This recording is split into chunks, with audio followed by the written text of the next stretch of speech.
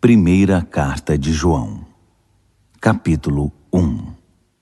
Desde o primeiro dia estávamos lá participando de tudo. Ouvimos com nossos ouvidos, vimos com os próprios olhos, tocamos com as mãos. A palavra da vida se manifestou bem diante de nós. Somos testemunhas oculares. Agora, sem floreios, contamos tudo a vocês. O que testemunhamos foi simplesmente incrível. A infinita vida do próprio Deus tomou forma diante de nós. Nós ouvimos e o ouvimos, e agora estamos contando a vocês, para que, como nós, tenham a experiência da comunhão com o Pai e o Filho Jesus Cristo. A razão de eu estar escrevendo é apenas esta. Queremos que vocês desfrutem isso também. A alegria de vocês duplicará a nossa. Esta é, em essência, a mensagem que ouvimos de Cristo e passamos a vocês. Deus é luz, pura luz. Nele não há nenhum traço de escuridão. Se afirmarmos que andamos com Ele e continuamos a tropeçar por falta de luz, obviamente estamos mentindo. Não vivemos o que afirmamos. Mas se andarmos na luz, como o próprio Deus é luz, vamos experimentar também uma vida de comunhão uns com os outros, enquanto o sangue derramado de Jesus, o Filho de Deus, nos purifica de todo o nosso pecado. Se afirmarmos que estamos livres do pecado, estaremos apenas enganando a nós mesmos. Uma declaração dessas é um erro absurdo. Mas se admitirmos nossos pecados e os confessarmos, Ele não vai deixar de nos atender. Ele é fiel a si mesmo. Ele perdoará nossos pecados e nos purificará de todo erro. Se afirmarmos que nunca pecamos, contradizemos Deus. Fazemos dele um mentiroso. Uma declaração dessas simplesmente revela nossa ignorância a respeito de Deus. Primeira de João, capítulo 2. Escrevo isto, filhos queridos, para orientá-los a não pecar. Mas se alguém cometer pecado, temos um amigo sacerdote na presença do Pai, Jesus Cristo, o justo. Quando Ele se entregou como sacrifício por nossos pecados, resolveu para sempre o problema do pecado. Não apenas os nossos, mas os do mundo inteiro. Esta é a forma de ter certeza de que conhecemos Deus da maneira correta: guardar seus mandamentos. Se alguém afirma, eu o conheço bem, mas não guarda seus mandamentos, é um mentiroso. Sua vida não combina com suas palavras. Mas aquele que guarda a palavra de Deus demonstra o amor amadurecido de Deus. É o único meio de saber que estamos em Deus. Quem afirma ser íntimo de Deus deve viver o mesmo tipo de vida que Jesus viveu. Meus amigos, não estou escrevendo nenhuma novidade. Esse é o mandamento mais antigo que temos, e vocês o conhecem muito bem. Sempre esteve implícito na mensagem que vocês ouviram, mas talvez seja novo também, pois recentemente se manifestou em Cristo e em vocês. As trevas saem e a luz verdadeira começa a brilhar. Quem diz que vive na luz de Deus e odeia o irmão, ainda está na escuridão. Quem ama seu irmão habita na luz de Deus e não impede que brilhe a luz dos outros. Mas quem odeia ainda está na escuridão, tropeçando, e não sabe que o fim está próximo, pois não consegue enxergar nada. Quero lembrá-los, meus filhos queridos, de que os pecados de vocês foram perdoados em nome de Jesus. Vocês, veteranos, estavam no princípio e conhecem aquele que começou todas as coisas. Vocês, iniciantes, conquistaram uma grande vitória sobre o maligno. Uma segunda lembrança. Vocês conhecem o Pai por experiência pessoal. Vocês, veteranos, conhecem aquele que começou tudo. E vocês, iniciantes, quanta vitalidade e força! A palavra de Deus floresce em vocês. Sua comunhão com Deus os capacita a vencer o maligno. Não amem os costumes do mundo. Não amem os valores do mundo. O amor do mundo sufoca o amor do Pai.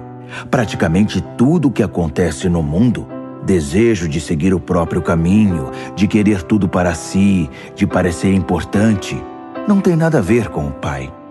Tudo isso o afasta do ser humano. O mundo e seus desejos vão passar, mas quem faz o que Deus quer está garantido na eternidade. Filhos, o tempo está quase se esgotando. Vocês ouviram a notícia de que o anticristo está chegando? Bem, eles estão em toda parte. Há um anticristo em todo lugar. É por isso que sabemos que estamos perto do fim. Eles nos deixaram, mas nunca estiveram conosco de verdade. Do contrário, teriam se firmado conosco fiéis até o fim. Quando nos deixaram, mostraram quem são de fato e que nunca foram dos nossos. Mas vocês são. O Santo ungiu vocês, e vocês sabem disso. Eu não escreveria para dizer algo que não sabem, mas para confirmar a verdade que já é conhecida e para lembrar que a verdade não produz mentiras. Então, quem está mentindo aqui?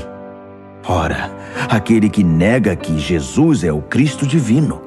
É isto que faz um anticristo: negar o Pai e negar o Filho. Quem nega o Filho não tem parte com o Pai, mas afirmar o Filho é abraçar o Pai. Não se afastem do que ouviram desde o princípio, a mensagem original, que ela permeie a vida de vocês. Se o que ouviram desde o princípio criou raízes, vocês viverão plenamente no Filho e no Pai. É exatamente o que Cristo prometeu: vida eterna, vida de verdade. Escrevi para diverti-los quanto aos que tentam enganá-los. Mas eles não são páreo para o que está profundamente enraizado no coração de vocês: a unção de Cristo, nada menos que isso. Vocês não precisam que ninguém apresente nenhum ensino novo. A unção de Cristo ensina a verdade sobre tudo acerca de vocês mesmos e dele, sem a contaminação da mentira. Vivam verdadeiramente aquilo que aprenderam. Agora, filhos, permaneçam com Cristo. Vivam plenamente em Cristo e estaremos prontos quando Ele se manifestar. Prontos para recebê-lo de braços abertos, sem motivo de vergonha e sem desculpas esfarrapadas. Uma vez que vocês estão convencidos de que Ele é correto e justo, não terão dificuldades de reconhecer que todos os que praticam a justiça são os verdadeiros filhos de Deus. 1 de João, capítulo 3. Que amor maravilhoso o Pai nos concedeu! Vejam só, somos chamados filhos de Deus. É o que realmente somos. Mas é por isso também que o mundo não nos reconhece nem nos leva a sério, porque não tem ideia de quem Ele é ou do que pode fazer. Mas, amigos, é exatamente isto que somos, filhos de Deus, e é apenas o começo. Quem pode dizer como será o fim? O que sabemos é que quando Cristo finalmente se manifestar, nós o veremos. E então seremos como Ele. Todos os que esperam sua vinda devem estar preparados, tendo como modelo a pureza gloriosa da vida de Jesus. Os que não se importam com a vida de pecado fazem uma perigosa oposição à lei de Deus, porque o pecado é uma grande ruptura da ordem divina. Vocês sabem que Cristo se manifestou para eliminar o pecado. Não há pecado nele, e o pecado não faz parte do seu projeto.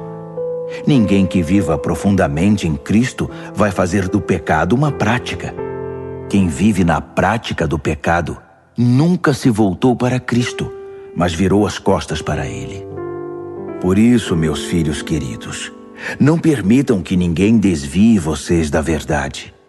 Quem age corretamente é correto, como o que vemos no justo Messias. Os que fazem do pecado uma prática são do diabo, o pioneiro na prática do pecado. O Filho de Deus entrou em cena para destruir os caminhos do diabo. Os que foram concebidos e trazidos à vida por Deus não fazem do pecado uma prática. Como poderiam? A semente de Deus está no íntimo do seu ser, fazendo deles o que são. Não é da natureza dos nascidos de Deus praticar e ostentar o pecado. Vou dizer como diferenciar entre os filhos de Deus e os filhos do diabo. Quem não pratica a justiça não é de Deus. Tampouco quem não ama seu irmão. Simples assim. Esta é a mensagem original que ouvimos. Devemos amar uns aos outros. Não devemos ser como Caim, que seguiu o maligno e matou seu irmão. E por que o matou? Porque vivia na prática do pecado, enquanto os atos de seu irmão eram justos. Portanto, não fiquem surpresos, amigos, se o mundo odiar vocês. Sempre foi assim. Sabemos que passamos da morte para a vida quando amamos nossos irmãos. Quem não ama já está morto. Quem odeia o irmão é assassino. E vocês sabem muito bem que vida eterna e assassinato não combinam. É assim que entendemos e experimentamos o amor. Cristo sacrificou sua vida por nós. Portanto, devemos nos sacrificar por nossos irmãos, não apenas por nós mesmos. Se você vê um irmão em necessidade e tem recursos para ajudá-lo, mas vira as costas e não faz nada, o que acontece com o amor de Deus? Desaparece. E é você que faz esse amor desaparecer. Meus filhos queridos, não vamos apenas falar de amor. Vamos praticar o amor verdadeiro. É o único modo de saber se estamos vivendo a realidade de Deus. É também o caminho para acabar com as autocríticas que nos enfraquecem, mesmo quando procedem. Deus é maior que nosso coração ansioso e sabe mais a nosso respeito que nós mesmos. Amigos, uma vez que isso foi resolvido e já não mais acusamos nem condenamos a nós mesmos, podemos chegar à presença de Deus com confiança e liberdade. Podemos estender a mão e receber o que pedimos, porque estamos fazendo o que Ele disse, o que o agrada. Uma vez mais, este é o mandamento de Deus: crer em seu Filho Jesus Cristo. A ordem dele é que amemos uns aos outros de acordo com o mandamento original. Se guardarmos seus mandamentos, podemos viver aquela vida plena, e Ele vive em nós.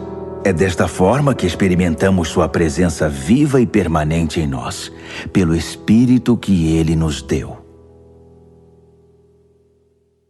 1 de João, capítulo 4. Meus queridos amigos, não creiam em tudo que ouvem. Examinem cuidadosamente o que os outros dizem. Nem todo mundo que fala de Deus vem de Deus. Há muitos pregadores mentirosos mundo afora. Querem saber como identificar o genuíno Espírito de Deus? Quem confessa abertamente sua fé em Jesus Cristo, o Filho de Deus, que veio como uma pessoa real de carne e sangue, vem de Deus e pertence a Deus. Mas quem se recusa a confessar a fé em Jesus, não quer nada com Deus. É o espírito do anticristo que vocês ouviram que viria. Pois bem, ele já está por aí mais cedo que pensávamos. Meus filhos queridos, vocês vêm da parte de Deus e pertencem a Deus. Vocês já obtiveram uma grande vitória sobre esses falsos mestres, pois o Espírito que está em vocês é mais forte do que qualquer coisa no mundo. Essas pessoas pertencem ao mundo que nega o Cristo. Eles falam a língua do mundo e o mundo os escuta. Mas nós viemos de Deus e pertencemos a Deus. Quem conhece Deus nos entende e nos ouve. Quem não quer nada com Deus, evidentemente, não vai nos ouvir. Esse é outro teste para diferenciar o espírito da verdade do espírito do engano. Meus amigos amados, continuemos a amar uns aos outros, pois o amor vem da parte de Deus. Quem ama é nascido de Deus e tem um relacionamento real com Ele. Quem se recusa a amar não sabe o que mais importa sobre Deus, pois Deus é amor. Vocês não podem conhecê-lo se não amam. Foi assim que Deus demonstrou seu amor por nós. Deus enviou seu único Filho ao mundo para que pudéssemos viver por meio dele. É desse amor que estamos falando.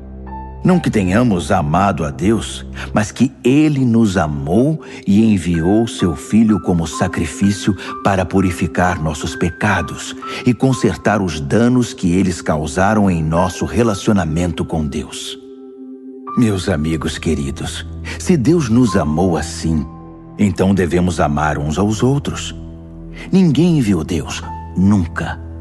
Mas se amarmos uns aos outros, Deus habitará no íntimo do nosso ser e seu amor será completo em nós, amor perfeito.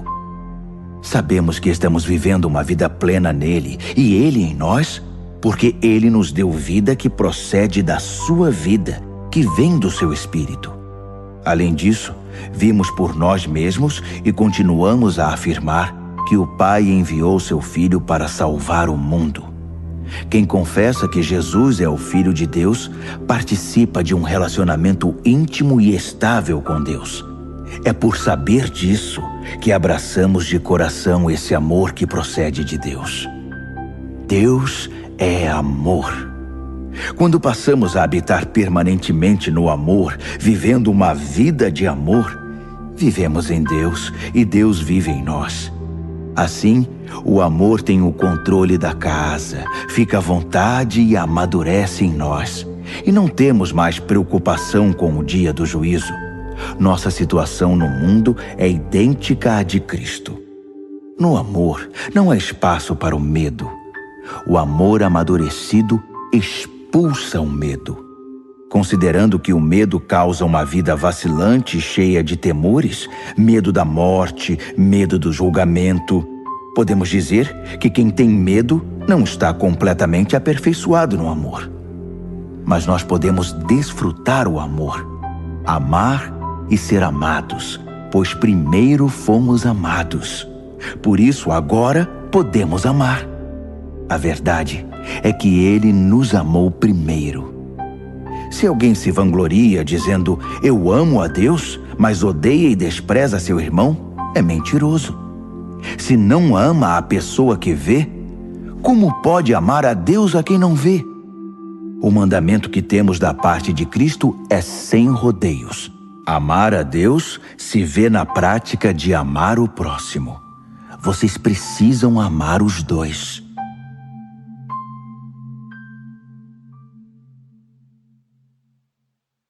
Primeira de João, capítulo 5. Quem acredita que Jesus é de fato o Messias é nascido de Deus. Se amamos aquele que gera o Filho, sem dúvida amaremos o Filho que nasceu. O teste da verdade para saber se amamos ou não os filhos de Deus é este: amamos a Deus? Guardamos seus mandamentos? A prova de que amamos a Deus está na guarda dos seus mandamentos, e eles não nos parecem difíceis. Quem nasce de Deus está acima da influência do mundo. O poder que põe o mundo de joelhos é a nossa fé. A pessoa que se põe acima da influência do mundo acredita que Jesus é o Filho de Deus. Jesus, o Cristo divino. Ele experimentou um nascimento que doa a vida e uma morte que mata a morte. Não apenas um nascimento físico, mas um nascimento batismal de seu ministério e de sua morte sacrificial. E em tudo isso, o Espírito confirma a verdade, a realidade da presença de Deus no batismo e na crucificação de Jesus, tornando essas ocasiões vivas para nós. O testemunho é tríplice: o Espírito, o batismo e a crucificação, os três em perfeito acordo. Se damos algum valor ao testemunho humano, nos sentiremos muito mais seguros com o testemunho de Deus a respeito do seu Filho. Quem crê no Filho de Deus, confirma no íntimo do seu ser o testemunho de Deus. Quem se recusa a crer, Está chamando Deus de mentiroso, recusando-se a crer no testemunho do próprio Deus a respeito de seu filho. Esta é a essência do testemunho. Deus nos deu vida eterna, e a vida está em seu Filho. Por isso, quem tem o Filho tem a vida. Quem rejeita o Filho, rejeita a vida. Meu propósito em escrever é simplesmente este: que vocês que creem no Filho de Deus saibam que, sem sombra de dúvida, têm a vida eterna. A realidade, não a ilusão. Na presença dele, temos confiança e liberdade para fazer nossos pedidos de acordo com sua vontade, na certeza de que ele nos ouvirá. E se temos essa certeza, sabemos que a resposta é garantida. Por exemplo, se vemos um cristão pecando, não falo aqui dos que fazem da prática do pecado um caminho fatal que leva à morte eterna. Pedimos a ajuda de Deus e ele nos atende, dando vida ao pecador cujo pecado não é fatal. Existe pecado que é fatal. E nesse caso não digo que se devorar. Tudo que fazemos de errado é pecado, mas nem todo pecado é fatal. Sabemos que ninguém nascido de Deus faz do pecado uma prática, o pecado fatal. Os nascidos de Deus são também protegidos por Deus. O maligno não pode tocar neles. Sabemos que somos protegidos por Deus. Só o povo do mundo continua nas garras do maligno. Sabemos também que o Filho de Deus veio para que pudéssemos reconhecer e entender a verdade de Deus. Que presente!